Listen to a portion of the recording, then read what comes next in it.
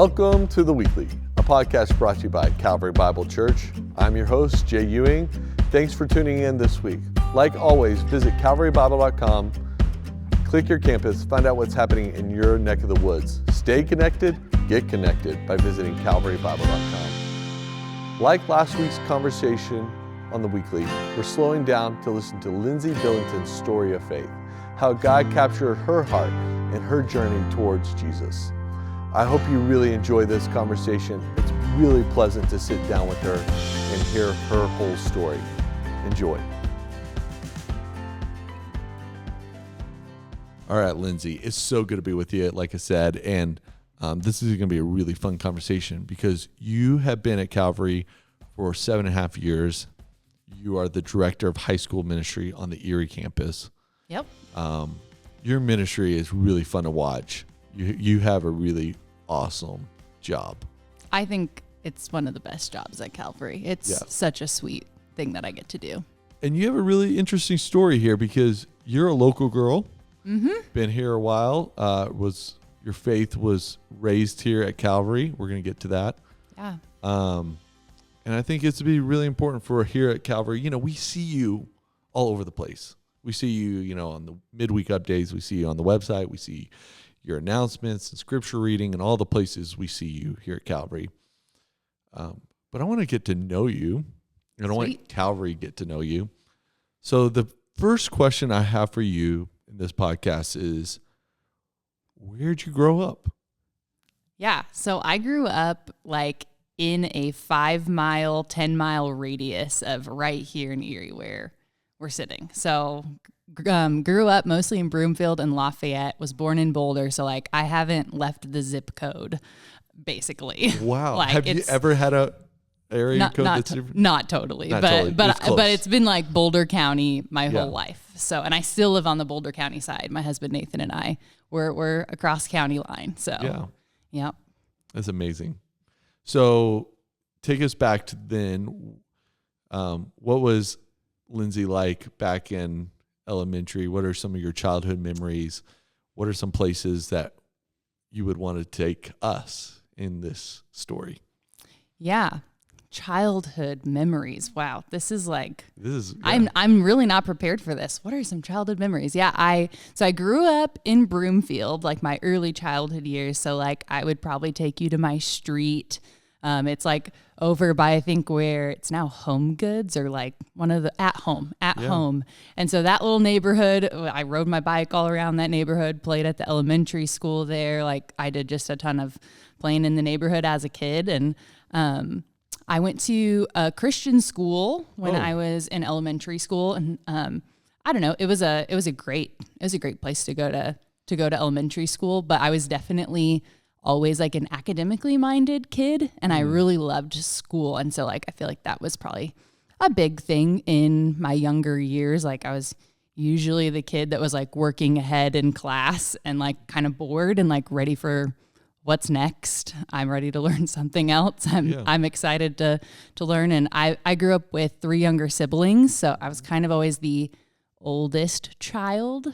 And I'm the first kid on both sides of my family too. So I have tons of younger cousins and I'm the oldest one. So that's, I don't know, that's pretty formational. Yeah, that's super formational to be that child in the totally birth order. Yeah. Cool. So where was your faith in these years? Where was your spiritual life? And you went to a Christian school, but that doesn't always guarantee, but totally. Where was your faith? Yeah. So, my extended family, I already talked about that I'm the oldest cousin and stuff, but my entire extended family are all believers, which is really cool, actually. Yeah.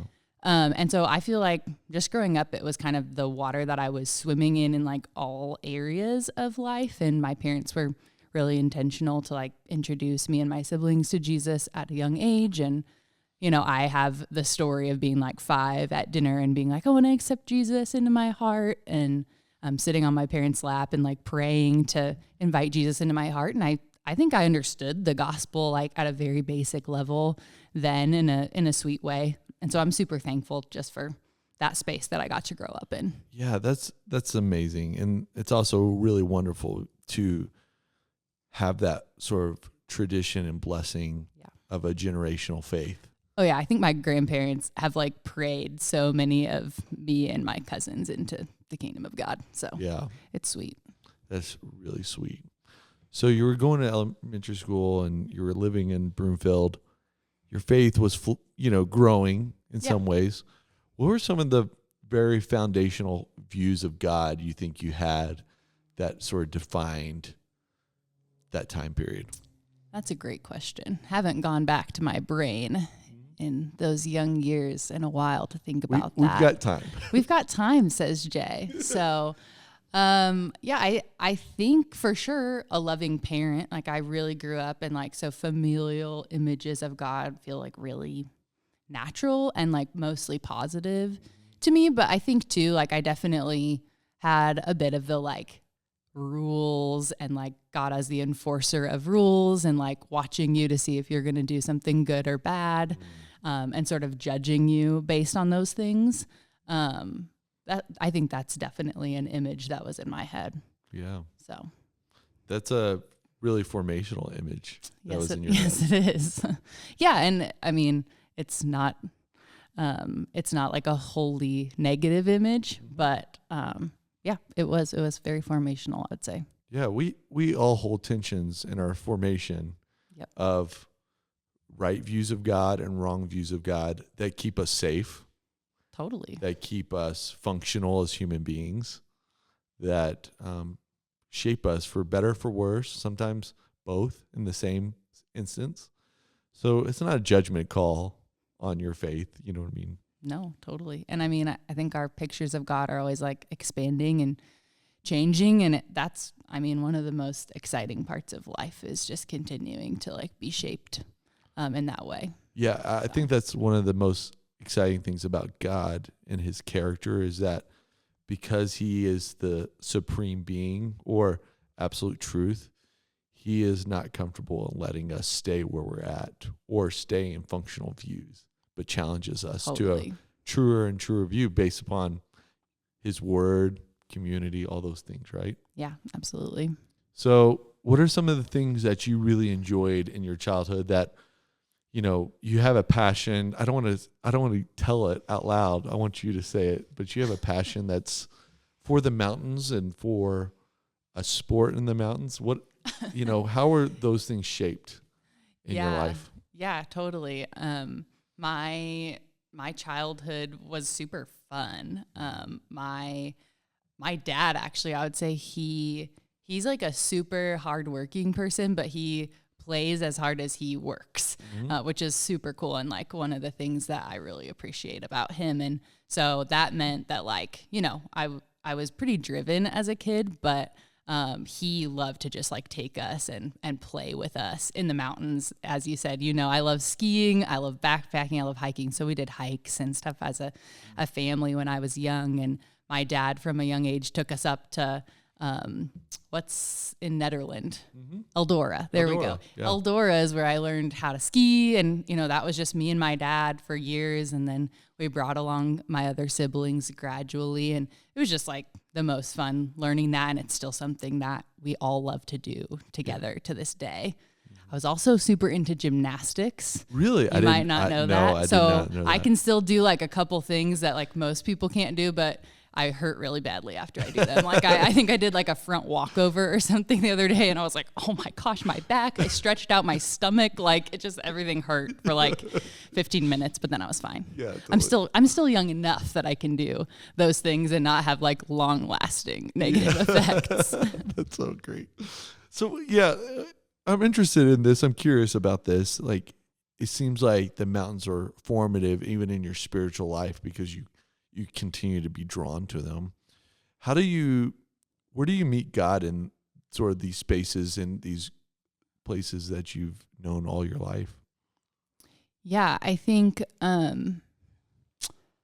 they are definitely these spaces. At being outdoors, being especially in the mountains is like the easiest place for me to just feel like I'm in God's presence without having to like, I don't know, perform or get in a certain sort of space or do a certain sort of activity or be reading scripture or praying. When I'm out there, I just feel that I'm in God's world that he's created. And I just feel like I get to appreciate it for what it is and experience what he's like just by being in it. So it's a different sort of communing with God than some of the more intentional spiritual disciplines that, you know, you might do or whatever. But yeah, I think too, my dad, he always has talked about the outdoors as that kind of a space. And he said that when he's skiing, it's that quote, it's by a runner. Eric Little. Yeah, that he feels God's pleasure when he's skiing, just like Eric Little felt God's pleasure as he's running. And so that's something that has stuck with me. And it's just like, yeah, I feel like I'm doing something that like God created me to enjoy. And I feel connected to him in those spaces. Yeah, I think that's a really good invitation for all of us here at Calvary, is that there is places outside of the traditional you would think we would meet God in, that he really delights that we step into. And some of us, most of us in Colorado, that is the mountains. That's why we're here. You know, we worship because we worship a great creator, and we see that here. We're lucky enough to see that, obviously, here in Colorado. But it's not to undervalue some of those places and spaces that you've met God in, you know, and that could be sewing. It could be playing a sport, you know, it could be hiking. It could be like your dad skiing. It could be Eric Little was running. Totally. All these places that we've got to pay attention to, right?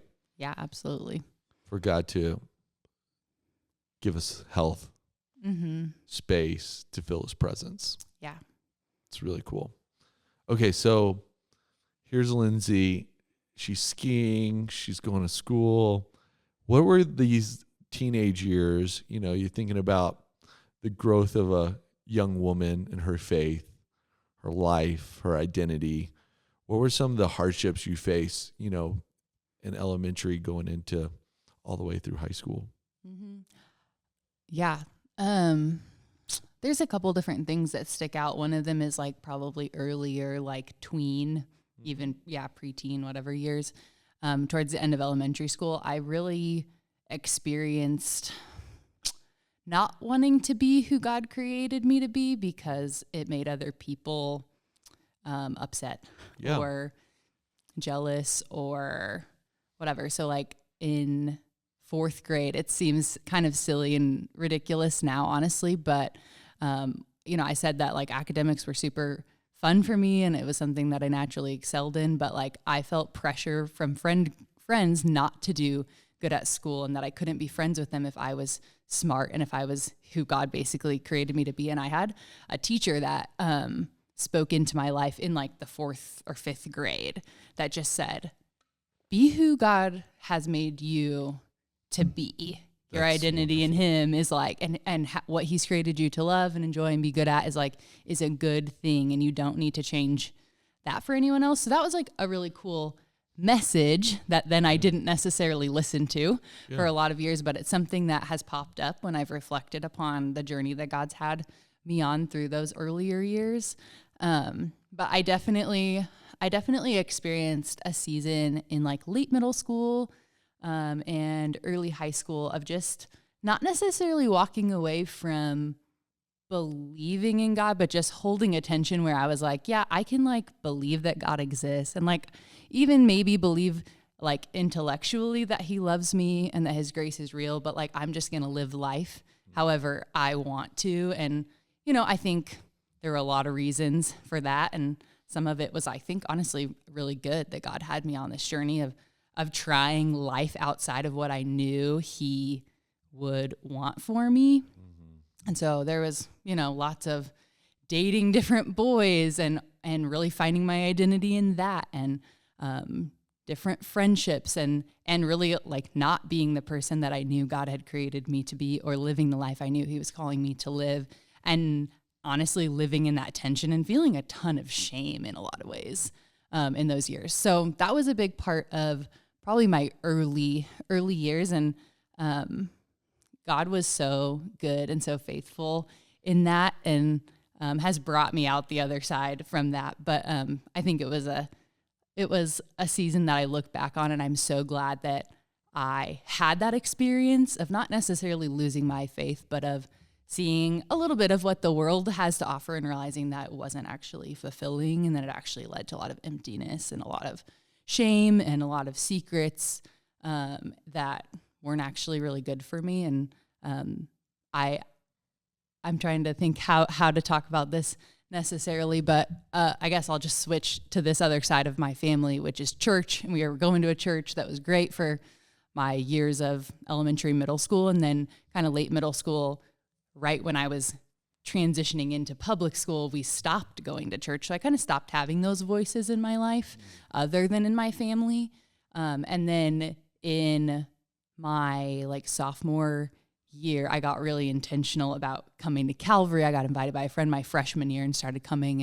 And that's really where I met Jesus again, and met Jesus in a place of knowing I was walking away from him in a lot of ways in my life.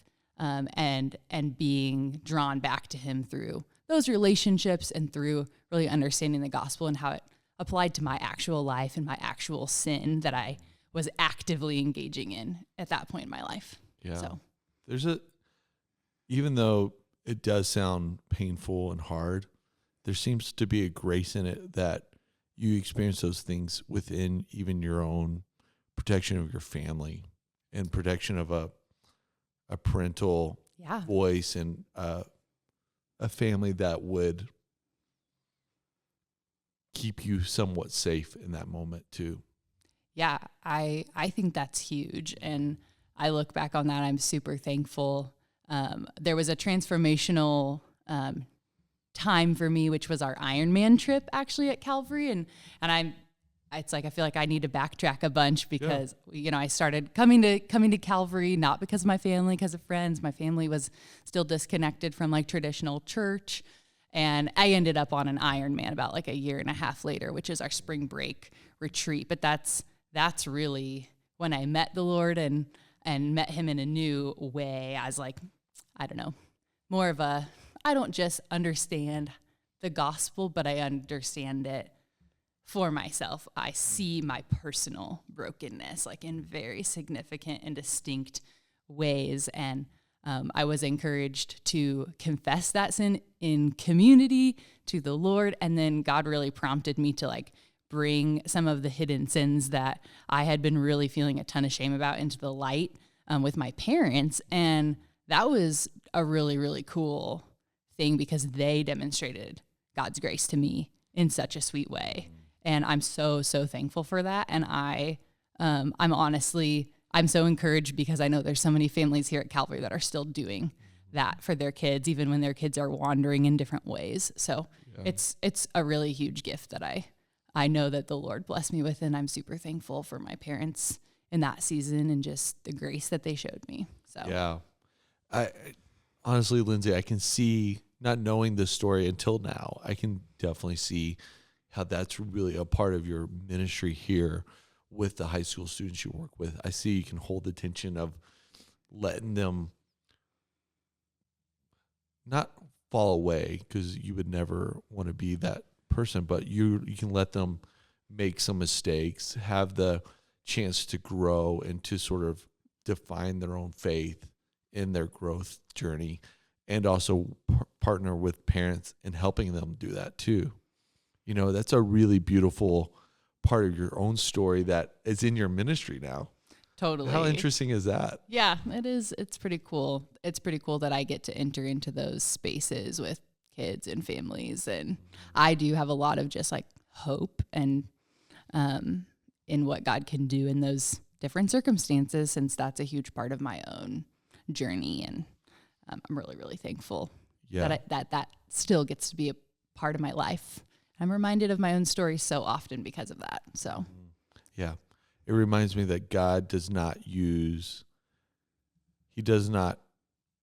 some material that we think is shameful or hurtful, because he uses all of it. You know what I mean? He uses it all for his glory, for your connection to stories later on in your life. And it's just another great reminder of that, right? Yeah. Yeah, it's a sweet story, and everyone has different stories, right. But it's a really cool connection point for me in the ministry I get to do. Yeah. There's nothing he doesn't use, I guess I should say. That's Absolutely. the clarity of that. Yeah. No matter how dark or far away we were from the Lord, he seems to weave that in and really use it in powerful ways. So yeah, no doubt. Okay, so here you are. You've arrived at Calvary. Who was your youth minister back then, and sort of what were your early years of being here at Calvary like? Yeah, so Gary Osborne was my youth pastor when I showed up back in 2008, maybe. I think 2008. And yeah, we didn't have a building at that point. The Erie campus had kind of just launched, and we were meeting at the high school, and I had a friend that invited me, and then a different person that I met the first time I came to the high school ministry who didn't know my name, but he kept seeing me at school, and he just said, "Hey, come to WNT." And WNT is the name of the high school ministry Wednesday night thing. If you don't know, it's still called that. It is. It's a historic name around here. Very historic. So yeah, that's kind of the setting of that time. So we were meeting in home groups, and I showed up, and I think we played Pass the Pigs. Have you ever played Pass the Pigs? No, I have not. They're like these little pigs that are like dice, and depending how they land, you get different points. They can land all these different ways. Yeah. Anyways, I have a memory of playing Pass the Pigs, and I don't remember much else from that night other than that it was in a living room, and I felt super welcomed into community, and it just felt very natural just going into someone else's house, and we ate brownies and hung out. And I got invited back by a random dude at school. His name's Waldo Vega, for anyone that's interested. Waldo. He's not great at names. I'll throw him under the bus right now, but he's great at recognizing faces and inviting and being persistent. And so it's pretty cool actually to think back on how God even used that to bring me back to the WNT community. That's so good, Lindsay. That is so good. So what were your early days like? What were you involved in here at Calvary? How did you see sort of your story with God unfold under the protection of being in a youth group and in community and these high school years? Yeah.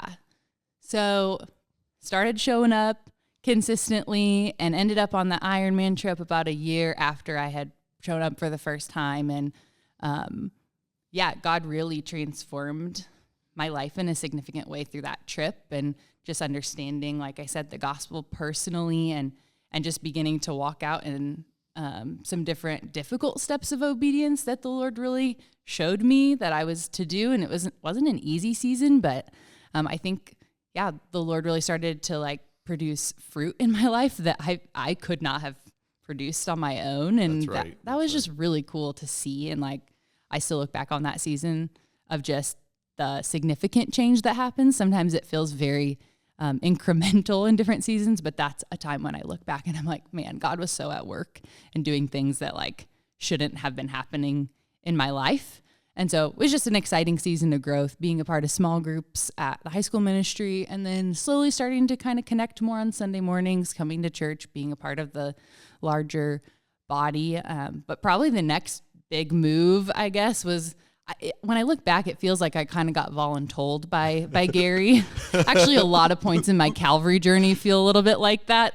But he was like, hey, you should do this. You should like help out at middle school ministry for a season. And so he was leading both middle and high school at the time. And so I jumped in and started doing ministry as like a junior in high school with the middle school students, which that's kind of a thing that continues to this day, where we have high school students investing in middle school students, which is awesome. But that was a huge part of kind of my, I guess, entry into ministry, and really falling in love with especially student ministry at a really young age. So sounds like you became a disciple maker really quickly. Yes, that's the language we would definitely use at Calvary. Gary was like, you're following Jesus, it's time for you to help other people follow Jesus. That's right. You're one step along in the journey, turn around, help someone else do it. Right. So that's been a really cool part of my journey here. What early gifts do you see in that season in yourself? You know, thinking back with a lot of wisdom and growth in your journey now, what do you see some of your gifts that flourished early on? Yeah, that's a good question. I feel like people have always told me that I was a leader, but I think that was like one of the first like places where I was like, oh, I actually am a leader, and I can actually kind of embrace that part of who God has created me to be, and other people are receiving that, and it's a positive thing, right? As an oldest child, you're like, I'm a leader, and everyone hates me because I'm like bossy, or I'm like, trying to control my younger siblings or whatever. But I feel like that was a place where that was affirmed and like molded in a positive way. So I see that. And I really do love to just encourage people. Like I love helping people just like see something in themselves that they weren't able to see before, and try to call that out and try to develop it a little bit. And I feel like I have so much growing still to do in that, but that's like a heart that I have. And I see that from that time starting to kind of come out. So no doubt. Yeah.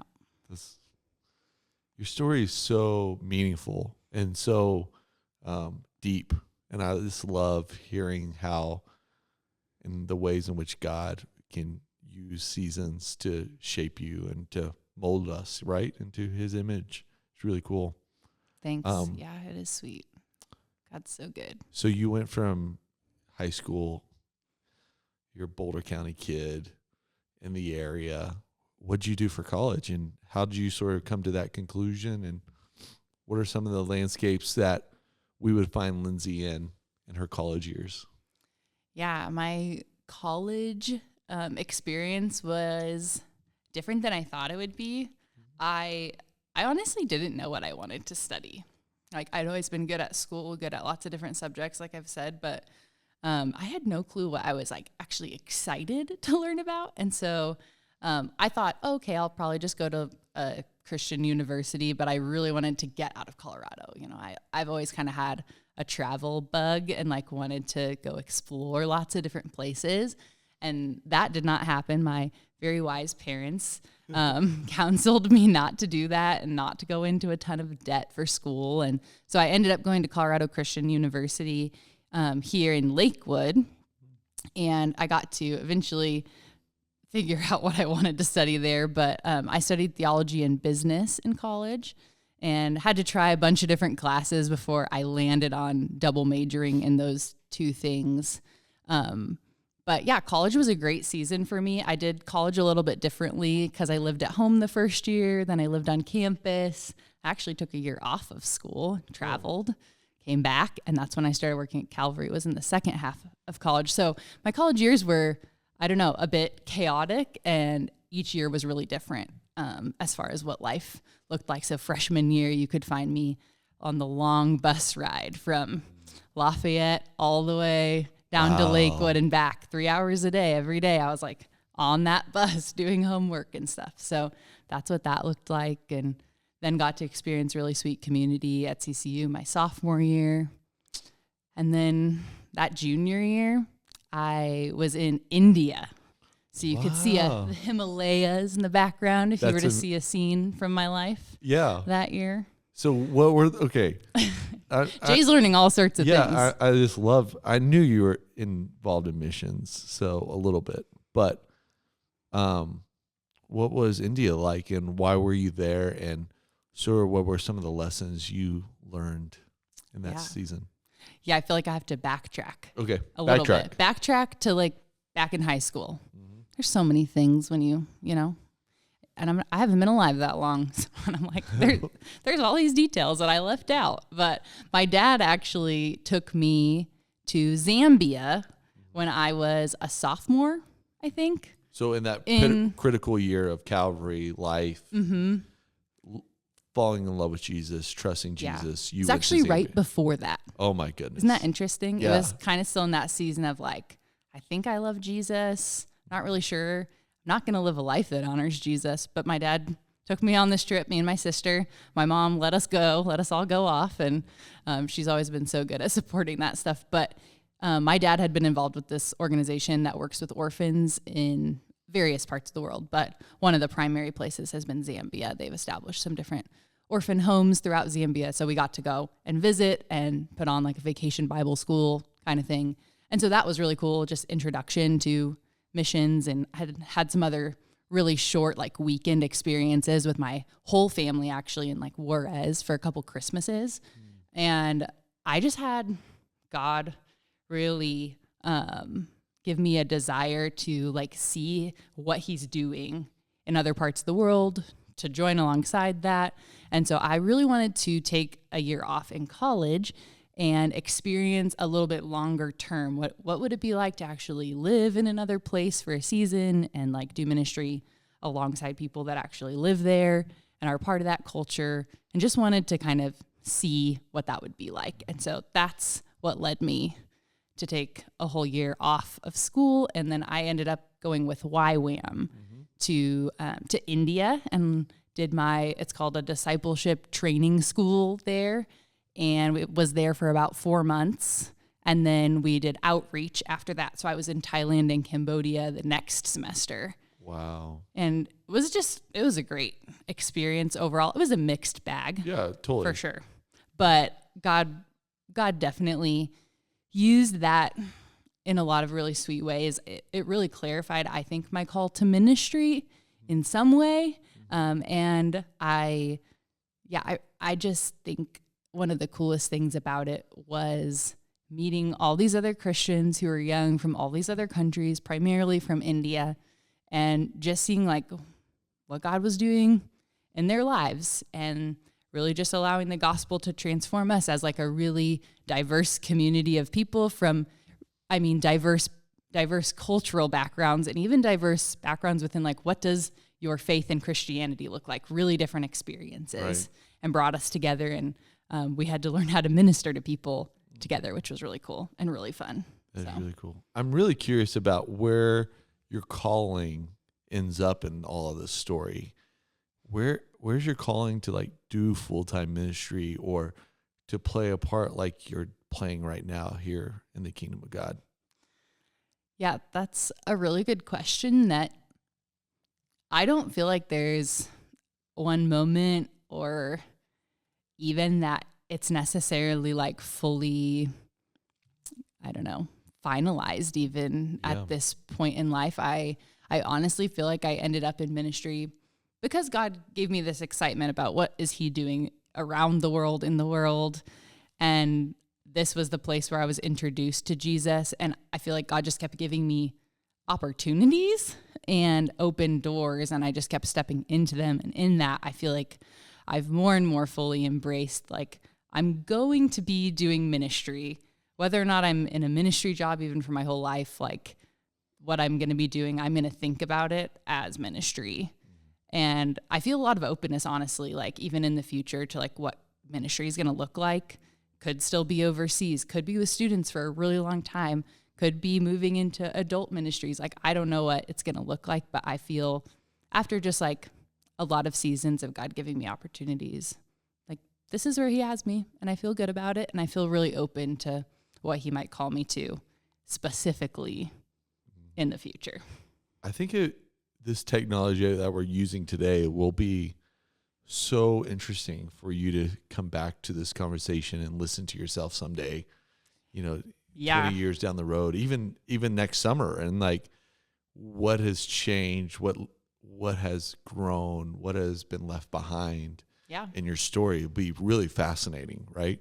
For your personal reflection. Yeah. Calling.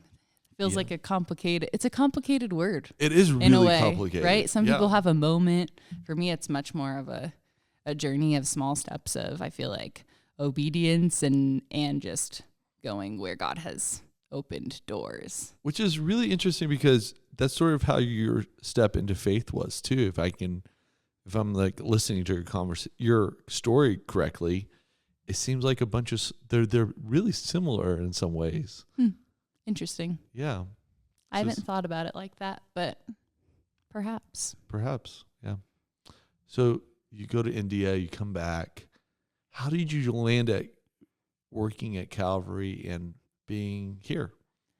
Yeah, I was actually literally just telling this story to one of our newer members on staff, Brody Young, who's in student ministry at the Thornton campus. And I was just telling him today at lunch how this happened. But I had volunteered before I went off to India in the high school ministry. So I had been a small group leader when we were still doing home groups. So Gary didn't let you get away or very far. Oh no.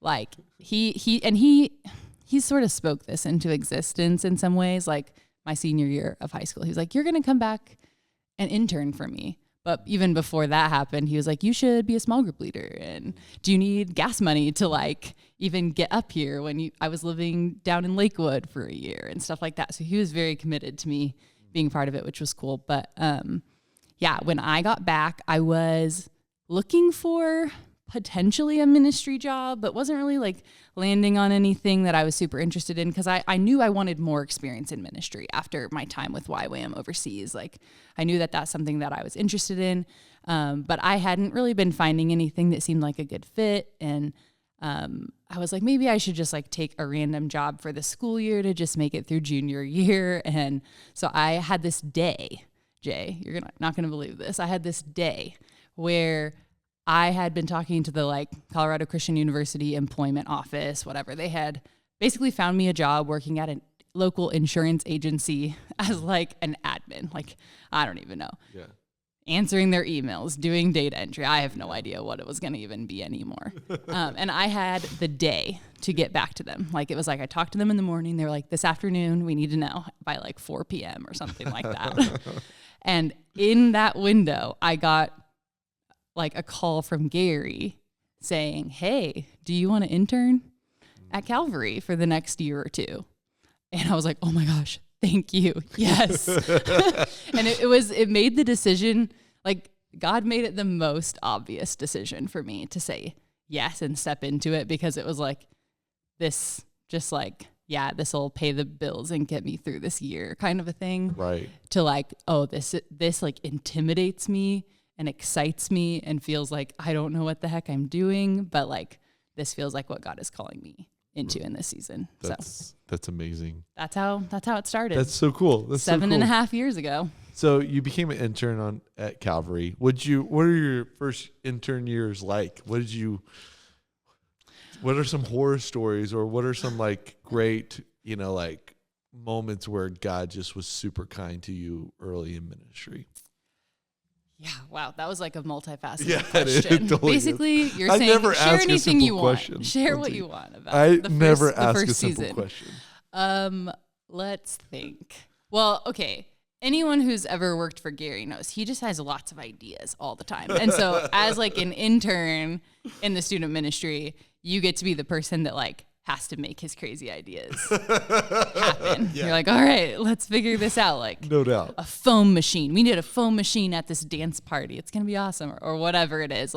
We need to like create a crazy experience on the Ironman trip. So we like booked a mud run for like every kid that had to like do this 5K mud run and just like the ideas that he has that you get to be a part of bringing to life. So there's a lot of that stuff.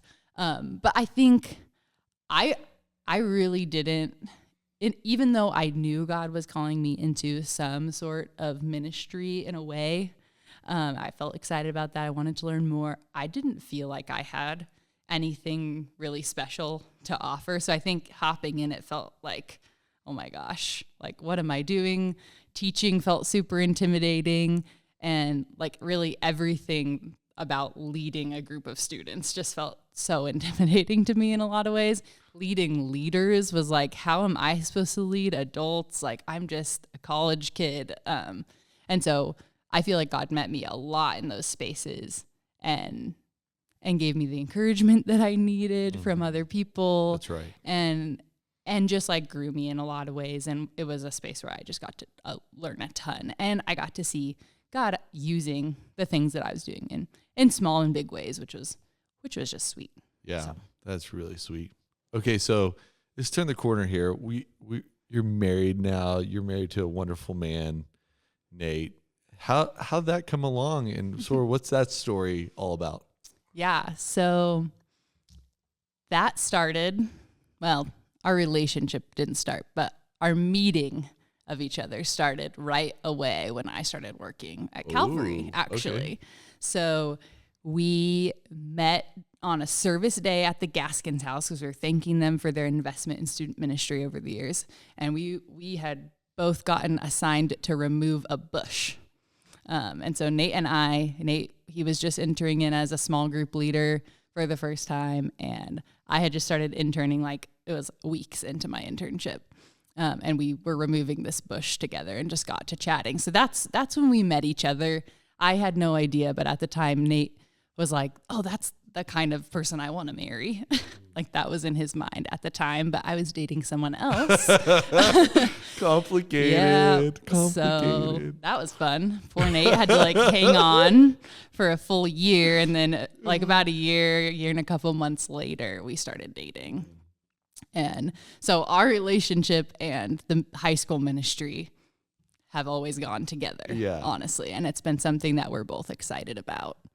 From the beginning days when I feel really unmotivated, he just loves students so well. It keeps me motivated. So, yeah, it's a great partnership. Yeah, it definitely is. Of the gospel. Totally. Yeah. So what are some of your favorite things that Nate and you have done? How many years have you been married now?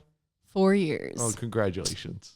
Thank you. That's so much fun. We're like, I like to compare marriages to like humans. So we're like a 4-year-old human in our marriage. So we're like starting to like get some basic competencies down. Like we can walk, we can maybe put our shoes on and get dressed and brush my teeth, whatever, I've never heard anything like that. That's hilarious. That's so funny. We're early in the journey. Yeah, but it's really good. So what's your favorite stories? What's some of your favorite things you favorite all done? Things? Oh man. I mean, we love to adventure together. So even when we were dating, and a part of student ministry together, this was cool. We got invited to be a part of the wilderness ministry here at Calvary when it was kind of first getting started, and we became guides in that. And so backpacking has actually become like one of our shared loves in life. That's super interesting. That's super cool. I like it. Yeah, I love that. That's honestly one of the most empowering ministries I've ever been a part of. I feel like I learn so much every time that I guide a backpacking trip. But anyways, so backpacking together, a lot of my favorite memories with Nate are backpacking or traveling. But we got to do this really cool backpacking trip in Nepal. Wow. When we were about a year into marriage. I remember when you left. Yeah, it was awesome.